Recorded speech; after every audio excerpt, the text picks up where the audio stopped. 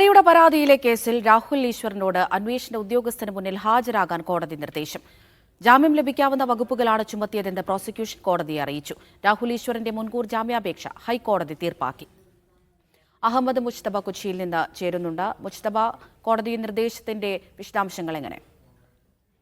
പ്രധാനമായും ഈ കേസുമായി ബന്ധപ്പെട്ട് പോലീസ് കേസെടുക്കുന്നതിന് മുമ്പ് തന്നെ രാഹുൽ ഈശ്വർ ഹൈക്കോടതിയെ സമീപിച്ചിരുന്നു. പക്ഷെ അന്ന് സെൻട്രൽ പോലീസ് കേസൊന്നും രജിസ്റ്റർ ചെയ്തിട്ടില്ല എന്ന് പറയുകയും പിന്നീട് ഏതെങ്കിലും തരത്തിൽ നടപടി ഉണ്ടെങ്കിൽ 2 ആഴ്ച മുമ്പ് നോട്ടീസ് നൽകി വിളിച്ചു വരുത്തിയതിനു ശേഷം മാത്രമാണ് മറ്റു നടപടിയിലേക്ക് കടക്കാവൂ എന്ന് പറഞ്ഞിരുന്നു. അതിനുശേഷം പിന്നീട് എറണാകുളം സെൻട്രൽ പോലീസ് ഈ വിഷയത്തിൽ കേസ് രജിസ്റ്റർ ചെയ്യുകയും കഴിഞ്ഞ ദിവസം പോലീസ് സ്റ്റേഷനിൽ വിളിച്ച് അദ്ദേഹത്തെ ചോദ്യം ചെയ്യുകയും ചെയ്തിരുന്നു. ഇന്നിപ്പോൾ ആ നടപടികൾക്ക് ശേഷമാണ് രാഹുൽ ഈശ്വർ വീണ്ടും സമാനമായ കേസുമായി ബന്ധപ്പെട്ട് ഹൈക്കോടതിയെ സമീപിക്കുന്നത്. പ്രത്യേകിച്ച് ജാമ്യം ലഭിക്കാവുന്ന വകുപ്പുകളാണ് ചുമത്തിയതെന്ന് പ്രോസിക്യൂഷൻ കോടതി അറിയിച്ചു. അതിന്റെ അടിസ്ഥാനത്തിൽ അന്വേഷണ ഉദ്യോഗസ്ഥന് മുമ്പിൽ ഹാജരാകാനാണ് സിംഗിൾ ബെഞ്ച് പറഞ്ഞിരിക്കുന്നത്. മാത്രമല്ല ഏതെങ്കിലും തരത്തിൽ ഇനി ഈ സ്റ്റേഷനിൽ ഹാജരാക്കുമ്പോൾ തന്നെ അദ്ദേഹത്തിന് ജാമ്യം ലഭിക്കുന്നുള്ളത് കൊണ്ട് ഒരു മുൻകൂർ ജാമ്യത്തിന്റെ ആവശ്യമില്ല എന്ന് കൂടി കോടതി പറഞ്ഞിട്ടുണ്ട്. എന്തായാലും ആ ജാമ്യാപേക്ഷ ഹൈക്കോടതി തീർപ്പാക്കുകയും ചെയ്തിട്ടുണ്ട്. അമൃത. ശരി മുസ്തഫ.